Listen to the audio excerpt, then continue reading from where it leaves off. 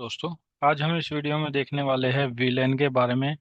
Villain क्या होता है, कैसे काम करता है और विलेन को हम कैसे क्रिएट करते हैं और इसका यूज क्या है।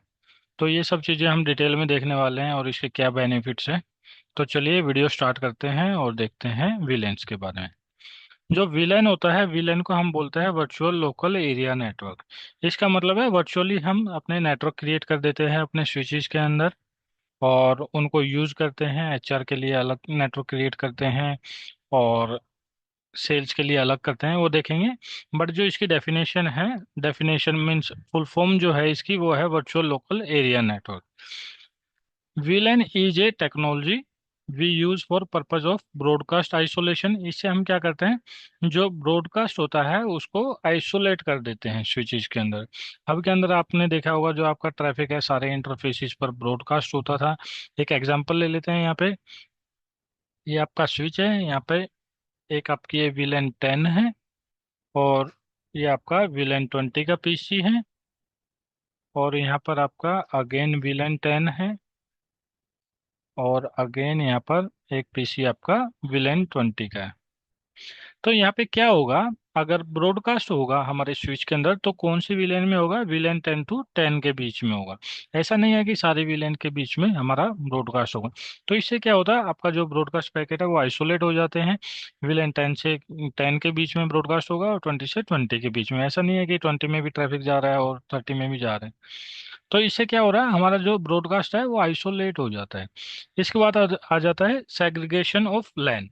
तो इसके लिए भी हम VLAN को यूज करते हैं। आपने मल्टीपल टाइम देखा होगा। एक एग्जांपल मैं देता हूँ, नीचे चलते हैं हम। अब यहाँ पे देखिए, ये मैंने एक डायग्राम ले रखा है। तो इसमें क्या हो रखा है कि हमने एक VLAN 10 क्रिएट कर रखा है स्विच के अंदर। यहाँ पर हम VLAN क्रिएट करते हैं और ये जो स्विच है हमारा, ये मैनेजेबल स्विच है। मैनेजेबल स्विच आपका कौन सी कंपनी का हो सकता है, किसी भी कंपनी का हो सकता है। वो सिस्को का हो सकता है, जूनिपर का हो सकता है और आपका डीलिंक का हो सकता है, अरूबा हो सकता है। कोई भी स्विच आपका मैनेजेबल हो सकता है अगर आपने उसके अंदर मैनेजेबल फीचर वाले फंक्शन ले रखे हैं। फंक्शन कहने का मतलब ये हमारे, हमें वेंडर से बोल के लेना पड़ता है कि हमें मैनेजेबल स्विच चाहिए। अदरवाइज हमारे पास अनमैनेजेबल स्विच भी आता है जिसमें हम विलेन क्रिएट नहीं कर पाते हैं। तो सबसे पहले अनमैनेजेबल स्विच कौन से होते हैं, जिनको हम मैनेज नहीं कर सकते। और मैनेजेबल स्विच वो होते हैं जिनको हम मैनेज कर सकते हैं, कंसोल ले सकते हैं, एसएसएच ले सकते हैं और उसके अंदर मल्टीपल विलेन क्रिएट कर सकते हैं और स्विच की फंक्शनलिटी को प्रॉपर तरीके से यूज कर सकते हैं। तो ये हमारा unmanageable switch, sorry, manageable switch. इसके अंदर हमने VLAN 10 क्रिएट किया है, उसके बाद हमने VLAN 20 क्रिएट किया है और थर्ड हमारा VLAN 30 और अगेन यहाँ पर हमारे पास है नेक्स्ट VLAN 40।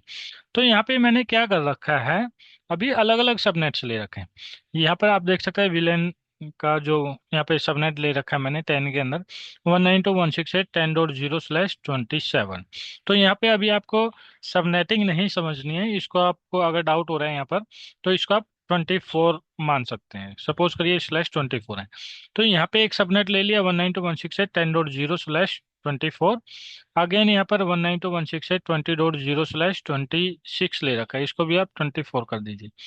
यहाँ पर हमारा 192.168.30.0/24 हो गया है और यहाँ पर हो जाएगा हमारे पास 192.168.40.0/24। तो ये हमने 4 विलेन क्रिएट कर लिए हैं। यहाँ पे हम मल्टीपल विलेन्स क्रिएट कर सकते हैं। जो L3 स्विच है वो हमारे ज़्यादा विलेन सपोर्ट करता है और जो हमारा L2 स्विच होता है वो 1024 बाय डिफॉल्ट विलेन सपोर्ट करता है। तो ये डिपेंड करता है स्विच टू स्विच कौन सा स्विच कितने विलेन सपोर्ट करता है। L3 स्विच में ये डिफरेंस है, L3 स्विच के अंदर हम राउटिंग भी कर सकते हैं। दो टाइप के स्विच होता है, L2 और L3 के अंदर हम राउटिंग भी परफॉर्म कर सकते हैं जैसे कि हम राउटर्स के अंदर करते हैं। और L2 के अंदर हम बस स्विचिंग करवा सकते हैं, अपने जो ट्रैफिक है, जो पैकेट्स है उनको स्विच करवा सकते हैं एक जगह से दूसरी जगह पर। तो देखिए यहाँ पर हमने क्या किया, अलग अलग सबनेट डिफाइन कर दिया। अलग अलग सबनेट डिफाइन करने से क्या होगा, हमारे पास आईटी का डिपार्टमेंट अलग हो गया, फाइनेंस का अलग हो गया, मार्केटिंग का अलग हो गया और सेल्स का अलग हो गया। अब यहाँ पे क्या होगा, इस वाले पोर्ट को हम VLAN 10 में डाल देंगे, इसको भी VLAN 10 में डाल देंगे। क्यों डाल देंगे यहाँ पर, यहाँ पे ये सेल्स का पीसी है, तो सेल्स का पीसी किससे कम्युनिकेट करेगा? सेल्स से ही करेगा। तो इस केस में हम इन दोनों को सेम वीलन में डालेंगे और वहाँ पे हम डिफरेंस अपने डिफाइन कर देंगे। तो ऐसे ही हमारा विलेन 20 है, विलेन 20 में हम मार्केटिंग के पीसी डिफाइन करेंगे और विलेन 30 में हमारे फाइनेंस के पीसी हो जाएंगे और विलेन 40 में आईटी के पीसीज हो जाएंगे। तो इसमें क्या होगा, आईटी वाले आईटी से कम्युनिकेट कर सकते हैं, फाइनेंस वाले फाइनेंस से कर सकते हैं।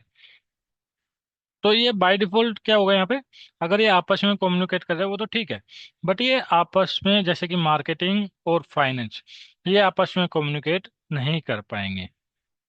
तो इसका हमें बेनिफिट है, फाइनेंस वाला आईटी को डेटा शेयर नहीं कर सकता, वो सब लोग अपने अपने जो है काम करते रहेंगे। अगर इन दोनों के बीच में आपको कम्युनिकेशन करवाना है तो आपको आपके पास L3 स्विच होना चाहिए और उनके बीच में आपको कम्युनिकेशन अलाउ करनी पड़ेगी। तो वीलन के केस में क्या होता है, जो हमारा स्विच होता है, अगर L2 स्विच है हमारा, तो यहाँ पे डिफॉल्ट तरीके से हम अलग अलग वीलन क्रिएट करते हैं। बट जो ट्रेडिशनल वे में हम देखें पहले क्या होता था, या फिर अगर हमारे पास मैनेजेबल स्विच नहीं है तो उस केस में हम क्या करते हैं और क्या बेनिफिट है हमारे ये मैनेजेबल स्विच लेने के या स्विच लेने के। तो यहाँ पे क्या होता है, देखिए एक राउटर होता है, राउटर के नीचे आपने एक स्विच लगाया होता है, ठीक है। और या फिर इसको हम हटा देते हैं एक बार के लिए। यहाँ पे क्या होगा, आप एचआर के लिए अलग स्विच लेते हैं, अगर आप चाहते हैं कि ये आपस में कम्युनिकेट ना करें, एचआर के लिए अलग स्विच लेते हैं, आईटी के लिए अलग स्विच लेते हैं, सेल्स के लिए अलग स्विच लेंगे और मार्केटिंग के लिए अलग स्विच लेंगे। तो इससे क्या होता है, आपकी जो कॉस्ट है वो बढ़ती है कंपनी की। तो इससे सेव करने के लिए हमें यहाँ पे स्विच के बारे में नहीं देखना है, वीलन के बारे में देखना है। तो इन चीज़ों से बचने के लिए हम क्या क्रिएट करते हैं, वीलन क्रिएट करता है। अगर आपको वीलन क्रिएट नहीं करनी आती तो उस केस में आप क्या करते हैं, एक सबके डिपार्टमेंट के लिए अलग अलग से स्विचेस खरीदते हैं। और आईटी वाला जो यूजर है वो एचआर में नहीं बैठ सकता, इससे ये भी लॉस है हमारा।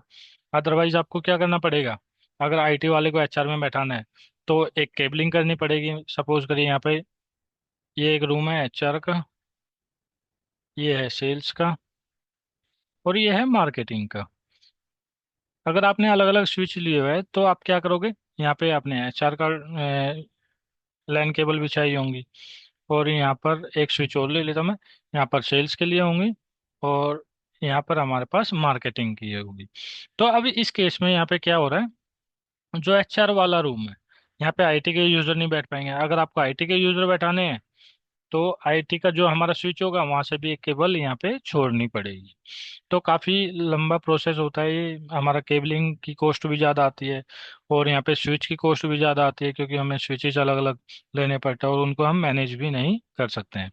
अगर आपने वीलैन का कंसेप्ट यूज़ किया है अपने नेटवर्क के अंदर, अगर आप वीलैन यूज़ कर रहे हैं तो उस केस में क्या होगा, जैसे कि हमने ये एग्जांपल ले रखा है, ये सेल्स के रूम हो गए और ये वाला मार्केटिंग का हो गया, ये फाइनेंस का हो गया। अगर आपने यहाँ पे वीलैन क्रिएट कर रखा है, एक तो बेनिफिट आपका ये है कि आपको अलग अलग से स्विचेस नहीं लेने पड़ रहे। दूसरा, आप किसी भी पोर्ट को किसी भी वीलैन में डाल सकते हो। सपोज करिए आपका 0/0 है, ये आपका सेल्स का हो गया और यहाँ आपको एक एक आईटी का यूजर बैठाना है। तो यहाँ पे आप क्या करोगे, इस वाले पोर्ट को आईटी की वीलैन में डाल दोगे तो ये हो जाएगा आईटी का। तो ऐसे इस तरीके से आपका कोई भी यूज़र कहीं भी बैठ सकता है और आपको एक्स्ट्रा स्विचेस लेने की जरूरत नहीं पड़ेगी, आप अपने स्विच को मैनेज कर सकते हो, वीलन क्रिएट कर सकते हो। तो ये तो हो गया हमारा बेनिफिट। इसके बाद चलते हैं अपने थ्योरेटिकल पार्ट पर। यहाँ पे देखिए यही सेम चीज़ है जो हमने अभी बातें करी। Generally generally what happened in company, there is so many department. क्या होता है, काफ़ी सारे डिपार्टमेंट होते हैं, for that each and every department require PC and to connect that PC we require switch. हर डिपार्टमेंट के लिए पीसी चाहिए होता है और उनको कनेक्ट करने के लिए हमारे पास स्विच होना चाहिए। If we buy different switch for each department, अगर the cost of IT infra will going to increase. अगर हम ईच डिपार्टमेंट के लिए यानी कि हर डिपार्टमेंट के लिए अलग अलग से स्विच परचेज करेंगे तो हमारी कॉस्ट क्या होती है, वो हाई हो जाती है। और हाई होने के कारण क्या होता है, कभी कभी आपका जो फाइनेंस डिपार्टमेंट है वो कॉस्ट अप्रूव नहीं करता है, तो ये इश्यूज आते हैं हमें। दूसरा है to save that cost of the company, network engineers implement VLAN on their switches। तो क्या करते हैं, इस चीज़ से कॉस्ट इफेक्टिव करने के लिए, कुछ ज़्यादा कॉस्ट ना लगे, तो उससे बचने के लिए हमारी जो कंपनीज के नेटवर्क इंजीनियर है वो क्या करता है, वीलैन क्रिएट करता है अपने नेटवर्क के अंदर। तो यहाँ पे अलग अलग से हमें स्विचेस नहीं खरीदने पड़ रहे हैं। और एक छोटा सा और एक एग्जांपल दे देता हूँ मैं आपको। सपोज करिए आपके पास 20 यूज़र है। तो 20 यूज़र के लिए आप अलग अलग से स्विचेस खरीदेंगे। 20 यूज़र है और 4 डिपार्टमेंट है। यहाँ पे मैं लिख देता हूँ, 20 यूज़र और टोटल डिपार्टमेंट कितने आपके, 4 है। तो अब इस केस में क्या होगा, अगर आपके पास विलेन यूज नहीं कर रहे हो, तो इस केस में आप अलग अलग डिपार्टमेंट के लिए 4 स्विचेस किस खरीदोगे, 4 स्विच खरीदोगे, जिसकी कॉस्ट आपको हाई पड़ेगी। तो इससे बचने के लिए आपको क्या करना पड़ेगा, एक 48 का स्विच लेना है या 24 पोर्ट का स्विच लेना है, और सिंपली आपको अलग अलग से सारे डिपार्टमेंट के लिए वीलैन क्रिएट कर देनी है। तो इससे क्या हुआ, आपकी कॉस्ट भी बची, अलग से स्विच नहीं लेने पड़े, मैनेजेबल स्विच हो गया आपका। और आपको नेटवर्क को मैनेज करने में सिंपल हो जाएगा। तो ये चीज़ें यहाँ पर हमें बेनिफिट होता है। अब हम चलते हैं वीलैन कैसे क्रिएट करते हैं अपने नेटवर्क एनवायरनमेंट के अंदर, वो हम देखते हैं। तो ये हमने यहाँ पे कुछ डाला हुआ है, जैसे कि हम कैसे क्रिएट करेंगे, अभी प्रैक्टिकल भी देखेंगे। ये थ्योरेटिकल पार्ट है हमारा। यहाँ पे अभी सेल्स का विलेन क्रिएट करेंगे, मार्केटिंग का करेंगे, फाइनेंस का करेंगे, आईटी का करेंगे। उसके बाद यहाँ पे हम रेंजेस भी डिफाइन कर सकते हैं। जो विलेन है, विलेन के ऊपर हम आईपी डाल सकते हैं, जिससे कि हम स्विच का कंसोल ले सके। और विलेन के अंदर जितने पीसीज है वहाँ पर हम सबनेट्स या फुल सबनेट यूज कर सकते हैं। /24 या /27 सबनेटिंग करना चाहते हैं तो आप वो भी कर सकते हैं। इसके बाद आता है फर्स्ट। देखिए, अब हमारा प्रैक्टिकल स्टार्ट हो जाता है। तो प्रैक्टिकल के लिए मैं थ्योरेटिकल पार्ट पे नहीं चलता हूँ, तो हम सीधा डायरेक्ट प्रैक्टिकल देखते हैं। हमने यहाँ पे स्विच लिया हुआ है। स्विच के अंदर आप देख सकते हैं यहाँ पे VLAN 40। तो यहाँ पर ये मतलब है VLAN 40 जो है, इन दोनों पीसी को हम VLAN 40 में डालेंगे। और जो VLAN 30 है, इन दोनों पीसीज को हम VLAN 30 में डालेंगे। VLAN 20 के अंदर 20 डालेंगे और 10 के अंदर 10 डालेंगे। तो इन सबको हम एक बार स्टार्ट कर लेते हैं। स्टार्ट। ये सारे डिवाइसेस हमारे 1 बाय 1 स्टार्ट हो जाएंगे। और यहाँ पर हम नोट डाउन भी कर लेते हैं कौन सा ऐप है हम कहाँ यूज करने वाले हैं।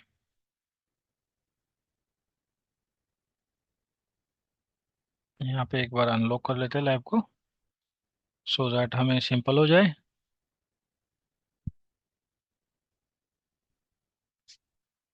VLAN 10 192.168.10.0/24। VLAN 20 192.168.20.0।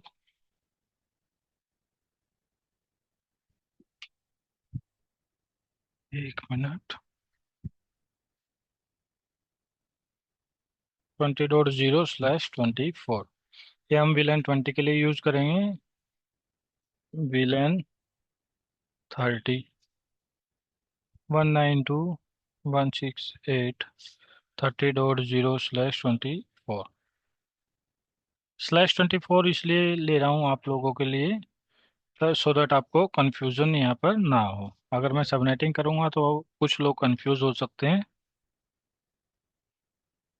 VLAN 40 192.168.40.0/24।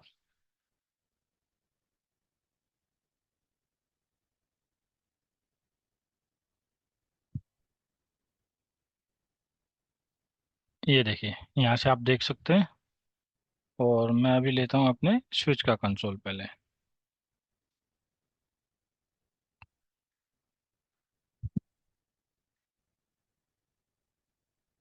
इसको एक बार लॉक कर देता हूँ मैं लैब को, अदरवाइज ये क्या होगा, बार बार हिलते रहेंगे हमारे और हमें इश्यू आएंगे। तो अभी देखिए, मैंने यहाँ पर स्विच का कंसोल लिया है। सबसे पहले कौन सी कमांड रन करनी है आपको, अनेबल। अनेबल के बाद अभी क्या है, ये हमारे पास जो स्विच है, ये हमने कुछ भी कॉन्फ़िगर नहीं कर रखा है, फ्रेश कॉन्फ़िगरेशन करेंगे इसके अंदर। और सबसे पहले आपको अनेबल यूज करना है, उसके बाद कॉन्फ़िगर टर्मिनल। अगर आप टैब दबाएंगे, टैब को प्रेस करेंगे, तो यहाँ पर आपकी फुल कमांड ले लेगा। इसके बाद होस्ट नेम में डाल देते हैं हम SW01। इसके बाद देखिए यहाँ पे हमें क्या यूज करना है, वीलैन क्रिएट करने हैं। वीलैन क्रिएट करने के लिए हम क्या करेंगे, वीलैन 10। वीलैन 10 किस चीज़ के लिए है, नेम HR नेम डाल दिया हमने। और वीलैन 20 एग्जिट करके हम पीछे आ जाएंगे, अदरवाइज आप वहाँ पर भी कमांड रन कर सकते हैं, बट जो आपका टैब है वो काम नहीं करेगा, आपको कमांड याद होनी चाहिए। वीलैन 20 नेम सेल्स वीलैन, दोबारा से एग्जिट करेंगे हम। वीलैन 30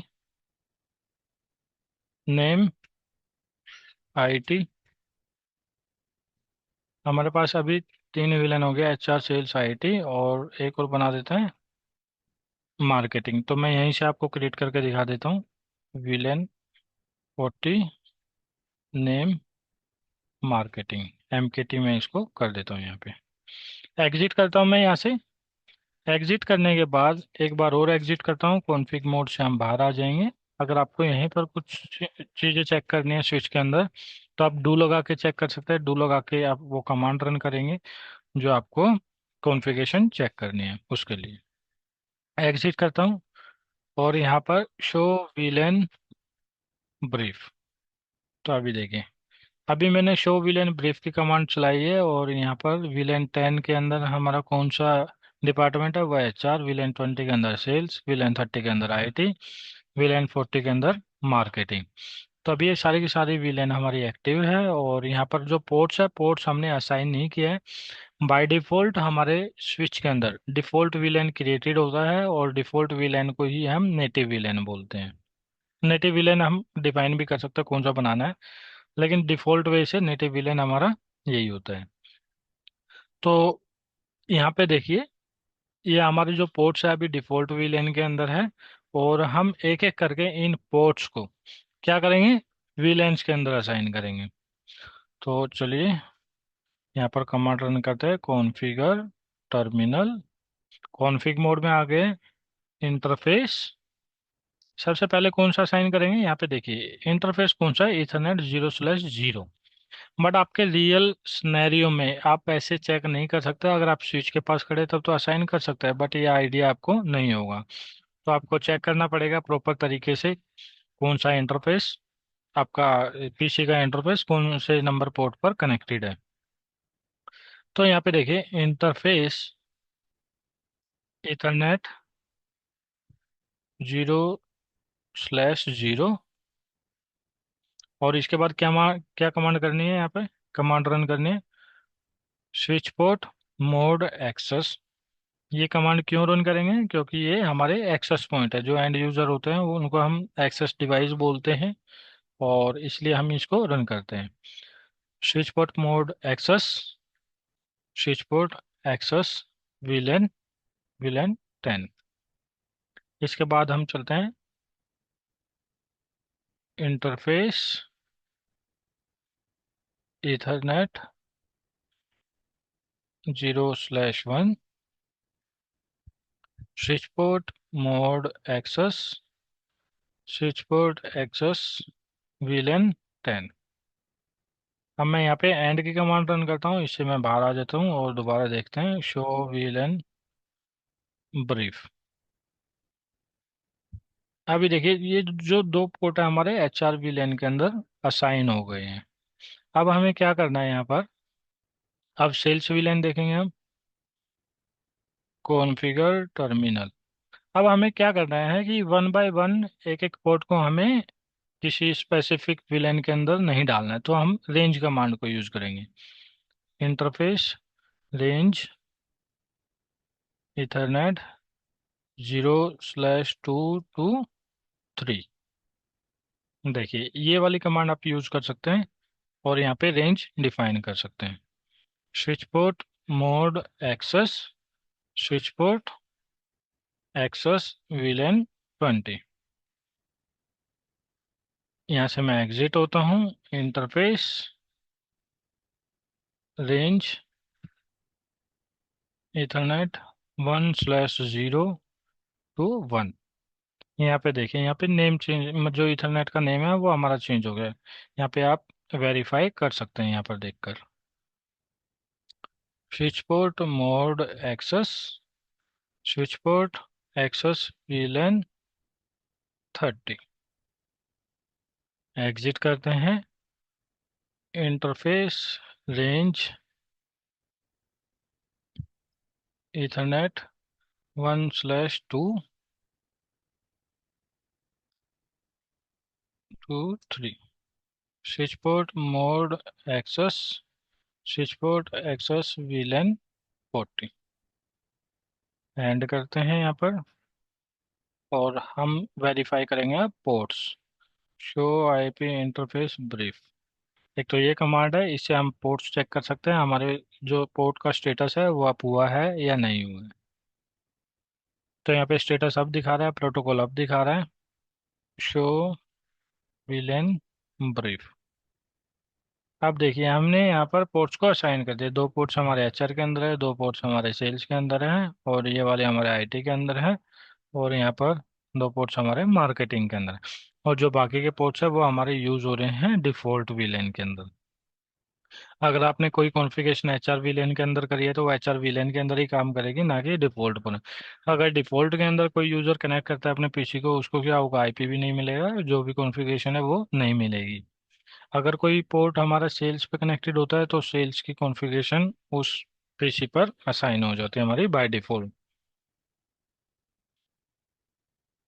तो अब हमें क्या करना है, IP असाइन करते हैं। IP असाइन करने से पहले हम कॉन्फ़िगरेशन सेव कर लेते हैं।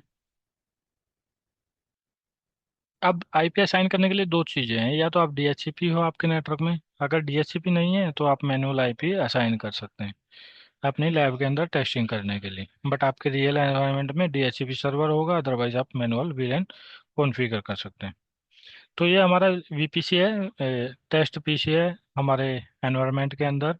ये ज़्यादा रिसोर्सेज नहीं लेता है, इसलिए हमने विंडोज़ PC यूज़ नहीं करे हैं। अगर आपको इन पर IP देना है तो क्या यूज़ करेंगे, कमांड IP। और ये VLAN 10 का PC है तो हमारा 192.168.10.1/24। और जो गेटवे है वो क्या होगा हमारा, गेटवे कैसे देंगे हम यहाँ पर वो भी देख लेते हैं। ये आ गया हमारा गेटवे। तो गेटवे के लिए हमें यहाँ पे सिंपली कमांड हम डाल सकते हैं, जैसे कि 192.168.10.100। अभी हमारे पास कोई गेटवे नहीं है तो हम क्या करेंगे, VLAN पर IP असाइन कर देंगे। ये हो गया।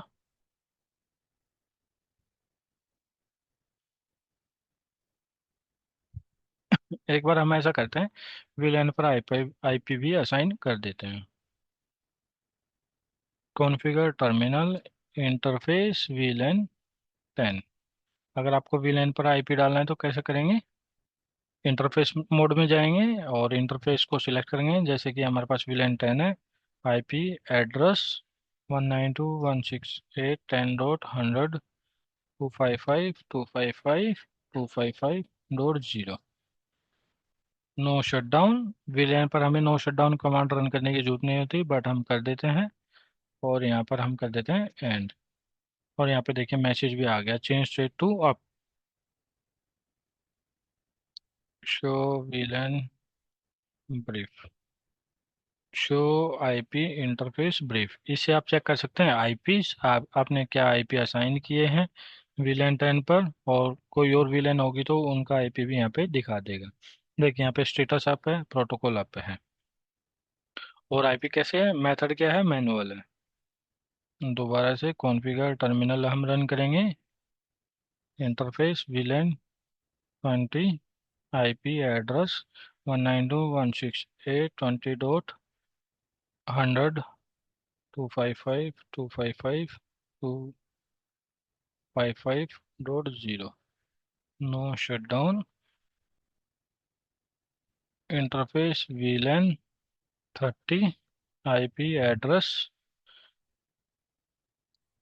192.168.30.100 255.255.255.0।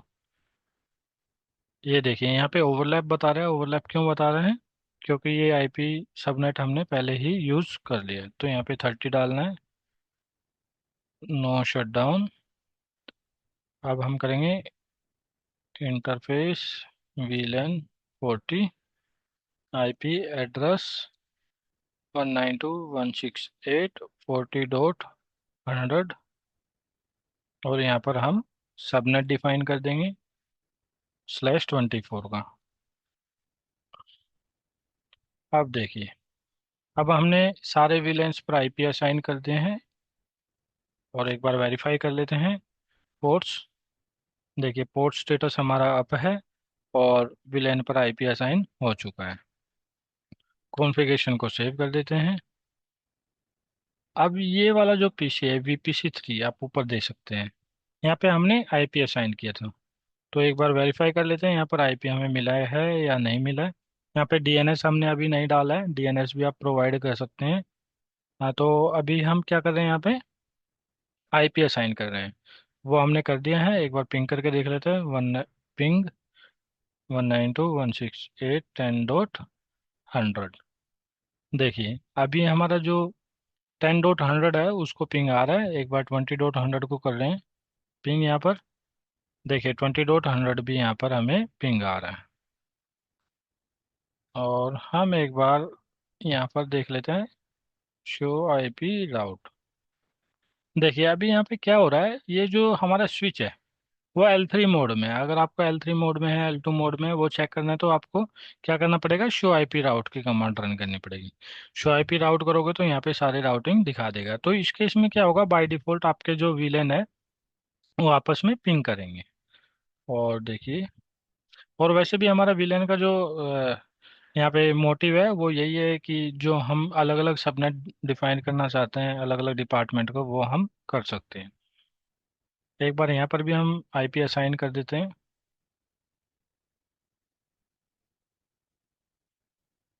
IP 192.168.20.1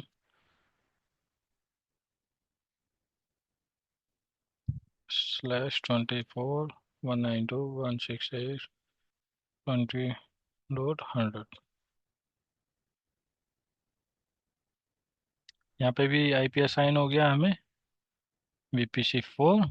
अब VPC2 पर हमने IP असाइन नहीं किया था, उसको हम कर देते हैं IP assign. IP 192.168.10.2 /24 192.168.10.100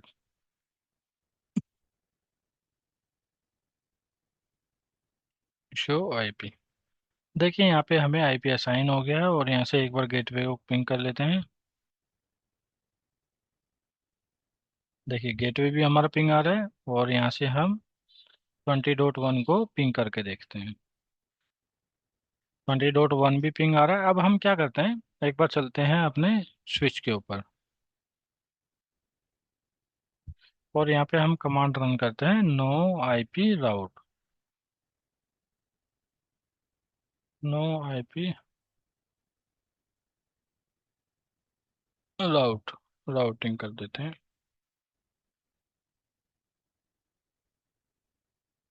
show IP राउट। देखिए अभी हमने ये कमांड रन करी शो IP राउट, यहाँ पे हमें कोई भी राउटिंग नहीं दिखा रहा है। अब हम अगेन पिंग करके देखेंगे यहाँ से। ये हमारा VPC3, इसको मैं मिनिमाइज कर देता हूँ। इसको भी मैं मिनिमाइज कर देता हूँ यहाँ पर। देखिए VPC3 है और इसका IP वेरीफाई कर लेते हैं अगेन 192.168.10.100। VPC3 हमारा कौन सा है, 10.1 VPC3, ये वाला सिस्टम है हमारे पास। एक बार मैं आपको बता देता हूँ। ये वाला जो सिस्टम है ये हमारा VPC 3 है, और ये वाला VPC 2 है, और VPC 4, VPC 5।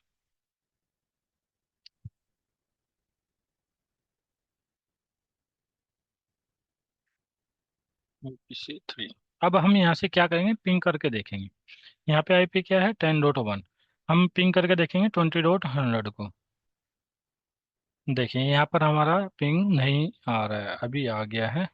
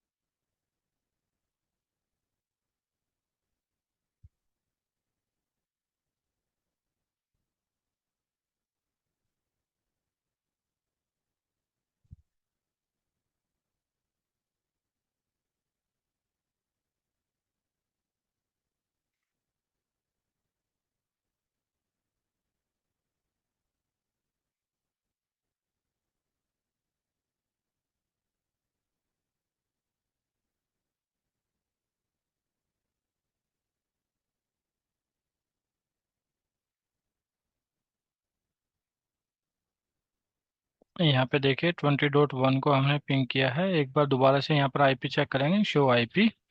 IP है यहाँ पर 10.100। और यहाँ से हम कौन से IP को पिंग कर सकते हैं, 10 वाले IP को पिंग कर सकते हैं। 10.2 को मैं यहाँ पे पिंग करता हूँ, देखिए 10.2 पिंग आ रहा है, और यहाँ पर मैं 10.100 को पिंग करता हूँ। 10.100 भी आ रहा है, और यहाँ पे अगर 20.100 को करता हूँ तो वो भी पिंग आ रहा है।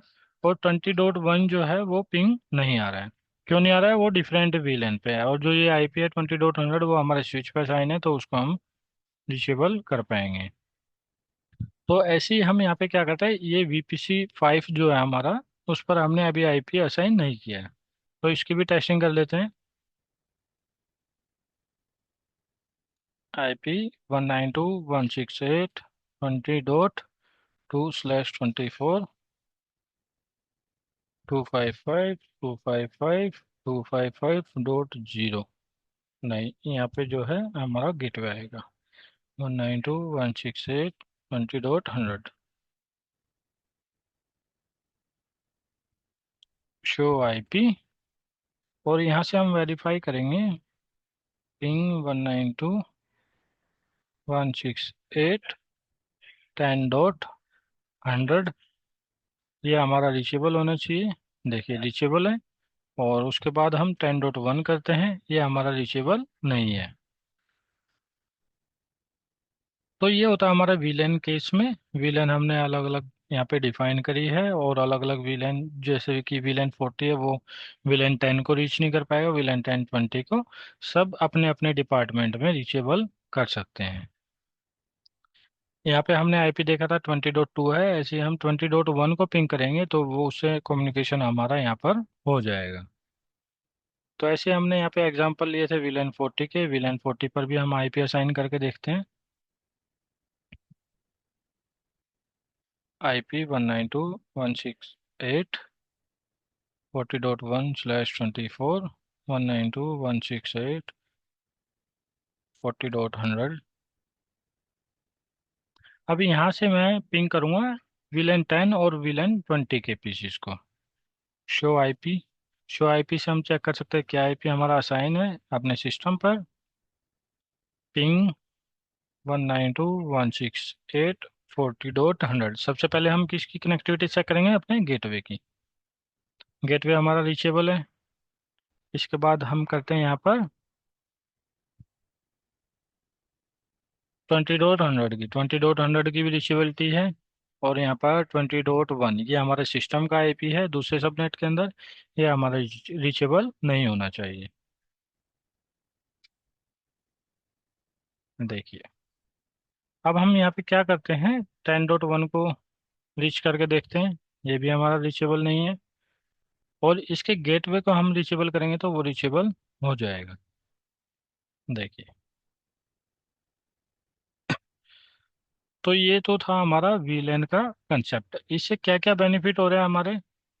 कोई भी डिपार्टमेंट है वो दूसरे डिपार्टमेंट से बात नहीं कर पाएगा, कम्युनिकेशन नहीं हो पाएगा, ट्रैफिक जनरेट नहीं कर पाएगा, दूसरे विलेन के लिए डेटा शेयर नहीं कर पाएगा। तो ये हो गया हमारा अलग अलग डिपार्टमेंट का कंसेप्ट। अगर आप चाह रहे हैं कि ये सारे के सारे विलेन आपस में कम्युनिकेट करें तो उसके लिए आपके पास कौन सा स्विच होना चाहिए, L3 स्विच होना चाहिए। तो यहाँ पे हमने क्या कमांड रन करी थी, शो आईपी राउट। देखिए यहाँ पे राउटिंग नहीं दिखा रहा है, तो इसका मतलब है हमारा ये जो स्विच है वो L2 स्विच है। ये इंटरव्यू में भी क्वेश्चन पूछ लिया जाता है कि भाई आपसे, आपको चेक करना है कि स्विच जो है हमारा वो L2 है या L3 है, आप कैसे चेक करोगे। ये सिस्को के अंदर हम चेक कर सकते हैं शो आईपी राउट की कमांड से, और डिपेंड करता है अलग अलग वेंडर में हम कैसे आईपी राउटिंग चेक करते हैं। अगर आईपी राउट की कमांड रन करने के बाद हमें डायरेक्टली कनेक्टेड इंटरफेस या स्टैटिक या ओएसपीएफ वगैरह दिखा रहा है, तो इसका मतलब वो हमारा L3 स्विच है। और यहाँ पर हमें ये L3 मोड में डालना है। तो कैसे डालेंगे हम, कॉन्फ़िगर टर्मिनल, और यहाँ पे कमांड रन करेंगे आईपी राउटिंग। आईपी राउटिंग से क्या होगा, एक बार चेक कर लेते हैं, शो आईपी राउट। देखिए अब यहाँ पे आ गया हमारा डायरेक्टली कनेक्टेड इंटरफेस कौन से है, ये VLAN 10 में सबनेट है हमारा, और 10.100 जो है यहाँ पे। और यहाँ पे आप देख सकते हैं local, L means local, S का मतलब क्या होगा static, C means connected, connected का मतलब है डायरेक्टली कनेक्टेड इंटरफेस, एल का मतलब है लोकल, लोकल मीन्स हमारे स्विच के इंटरफेस पर ये आईपी कॉन्फ़िगर्ड है। तो ऐसे हम कनेक्टिविटी चेक कर सकते हैं, राउटिंग चेक कर सकते हैं, और अब हम पिंग करेंगे अपने, जैसे कि ये हमारा स्विच था VLAN 10 का VPC3। तो यहाँ से अब हम पिंग करते हैं, पिंग 192.168। तो अभी हम यहाँ पे क्या करेंगे, पिंग करके देखेंगे अदर VLAN को। यहाँ पे 30.1 को पिंग करते हैं। यहाँ पर हमने शायद अभी आईपी असाइन नहीं किया, तो 20 वाले को चेक करते हैं यहाँ पे। 20.1 अब हमारा पिंग हो रहा है। क्यों पिंग हो रहा है, क्योंकि हमने आईपी राउटिंग की कमांड रन कर लिया, और जो हमारे डायरेक्टली इंटरफेस कनेक्टेड होते हैं हमारे स्विच साइड में, डायरेक्टली कनेक्टेड इंटरफेसेस होते हैं, उनको रीचेबल कर सकते हैं, मतलब कि उनको रीच कर सकते हैं, कम्युनिकेट करवा सकते हैं बाय डिफॉल्ट। और ऐसे ही हमारे पास 10 का है, तो 10 वाले हमारे रीचेबल ही होंगे, 40 वाले को हम रीचेबल करके देखते हैं। यहाँ पे देखिए रीचेबिलिटी हमारी बनी हुई है 40.1 के साथ। अगर आप आईपी राउटिंग की कमांड रन कर रहे हैं या L3 स्विच को यूज़ कर रहे हैं तो बाय डिफॉल्ट आपस में ये कम्युनिकेट करेंगे। अगर आप L2 स्विच यूज़ कर रहे हैं तो उस केस में बाय डिफॉल्ट कम्युनिकेट नहीं करेंगे। बट जो रियल सिनेरियो होता है उसमें क्या होता है, ऊपर की साइड में हमारा L3 स्विच होता है और उसके नीचे L2 कनेक्टेड होते हैं। तो आप अपने, डिपेंड करता है अपने अपने नेटवर्क पर, तो किस टाइप से आप कॉन्फ़िगरेशन कर रहे हैं। DHCP भी आप असाइन कर देते हैं कई बार। अभी यहाँ पे हम क्या कर रहे हैं, मैनुअल आईपी डाल रहे हैं। तो आपके नेटवर्क में क्या हो सकता है, यहाँ पे L3 स्विच होगा और नीचे L2 स्विचेस कनेक्टेड होंगे, यहाँ पे भी L2 स्विचेस होंगे। क्योंकि कंपनीज के अंदर 20-30 यूज़र तो होते नहीं है, 100 यूज़र होंगे, तो दो दो स्विच ले लेंगे या 3 स्विच ले लेंगे, अलग अलग लोकेशन पे लगा देंगे, और यहाँ से हमारी केबल कनेक्टिविटी होती है। एक हमारा हब रूम होता है, हब रूम या सर्वर रूम आप बोल सकते हो। तो सर्वर रूम के अंदर आप क्या करोगे, सर्वर रूम के अंदर ये सारे के सारे स्विचेज होंगे, ये आपका L3 होगा, और इसके नीचे आपका L2 होगा, अगेन आपके पास L2 होगा, एक रैक के अंदर L2 होगा, और उसके ऊपर हो सकता है आपके पास फायरवॉल होगा। तो इस तरीके से आपकी कनेक्टिविटी होती है, और सारे रूम्स में आपके केबल्स जाते हैं, और यहाँ पे एक ISP का राउटर होगा। तो ये सब चीज़ें होती है, तो इनको हम अभी डिस्कस नहीं कर रहे हैं, क्योंकि ये जो वीडियो बनाया था हमने VLAN के ऊपर बनाया था। VLAN एक बार दोबारा बता देता हूँ, VLAN का मतलब होता है वर्चुअल लोकल एरिया नेटवर्क। इसके क्या बेनिफिट्स हैं, हम अलग अलग डिपार्टमेंट के अकॉर्डिंग अलग अलग सबनेट कॉन्फ़िगर कर सकते हैं, और बाय डिफ़ॉल्ट ये कम्युनिकेट नहीं कर रहे हैं। अगर आप राउटिंग यूज़ कर रहे हैं अपने नेटवर्क के अंदर या L3 स्विच यूज़ कर रहे हैं, बाय डिफ़ॉल्ट आपस में कम्युनिकेट करें। इसके क्या बेनिफिट्स हैं, हम अलग अलग सबनेट बना पा रहे हैं, और जो आपका अनमैनेजेबल स्विच होता है उसके अंदर आपको क्या करना पड़ता है, अलग अलग से स्विच लगाने पड़ता है। अगर आपने ये एचआर के लिए बनाया तो एचआर के यूजर ही इस वाले स्विच से कनेक्टेड होंगे। अगर ये सारे पोर्ट आपके बुक हो जाते हैं और यहाँ इस वाले स्विच के अंदर जो आईटी का स्विच है, और यहाँ पर हमारे पास कुछ पोर्ट्स फ्री है, तो उन पोर्ट्स को आप एचआर के लिए यूज नहीं कर पाएंगे। तो ये बेनिफिट होता है हमारा मैनेजेबल स्विच का। मैनेजेबल स्विच में आप अलग अलग पोर्ट्स के ऊपर अलग अलग वीलैन क्रिएट कर सकते हैं, और वीलैन जो अनमैनेजेबल स्विच होते हैं उनके ऊपर हम वीलैन नहीं क्रिएट कर सकते। और जो वीलैन होता है वर्चुअली हम असाइन कर सकते हैं हर पोर्ट को, अलग अलग डिपार्टमेंट को। और वीलैन ये सपोज करिए सेल्स के लिए बना दिया, वीलैन की हेल्प से हम जो मेन हम वीलैन पढ़ रहे हैं, वीलैन की हेल्प से हम अलग अलग सबनेट कॉन्फ़िगर कर सकते हैं। अगर हमने वीलैन कॉन्फ़िगर नहीं किया है तो उस केस में हमारे पास अलग अलग से केबल होनी चाहिए सबको असाइन करने के लिए, जैसे हमने अभी बताए थे डिफरेंट डिफरेंट स्विचेस से, या डिफरेंट डिफरेंट स्विचेस से हम केबल कनेक्ट कर सकते हैं एचआर के लिए, सेल्स के लिए अलग, और अलग अलग सबनेट डिफाइन कर सकते हैं आपस में कम्युनिकेट करवाने के लिए।